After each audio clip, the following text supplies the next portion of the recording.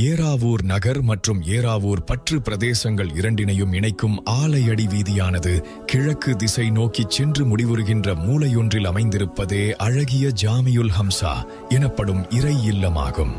ஒரு தசாப்தத்திற்கு முற்பட்ட காலப்பகுதிகளில் இருள் மண்டி கிடந்த இப்பிரதேசமானது அல்லாஹ்வின் அருளால் இப்பள்ளி வாயலின் வருகையோடு மெல்ல மெல்ல வெளிச்சமுறத் தொடங்கியது என்பதனை இவ்விடத்தில் குறிப்பிட்டேயாக வேண்டும்.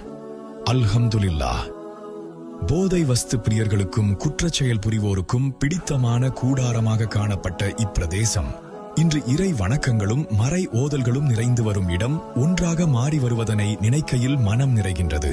அல்ஹம்துலில்லாஹ்.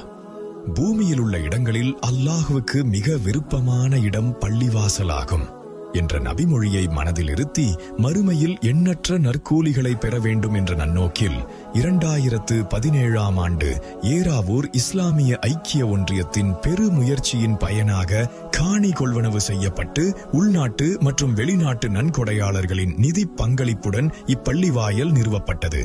எழில்மிகு தோற்றத்துடன் கம்பீரமாக காட்சி தரும் ஜாமியுல் ஹம்சா இறை இல்லமானது மேற்தளமொன்றை கொண்டிருந்தாலும் ஜும்மா நேரங்களில் பெருமிட நெருக்கடியை எதிர்கொள்ள வேண்டிய நிலை காணப்படுகிறது.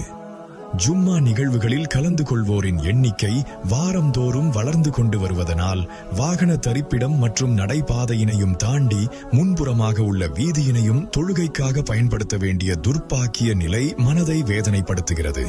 எதிர்காலத்தில் இந்த அவல நிலை இன்னும் அதிகரிக்கலாம் என்றுணர்ந்த பள்ளிவாயல் நிர்வாகம் அதற்கான மாற்று வழியினை ஆலோசித்து முடிவொன்றினை எடுத்துள்ளது.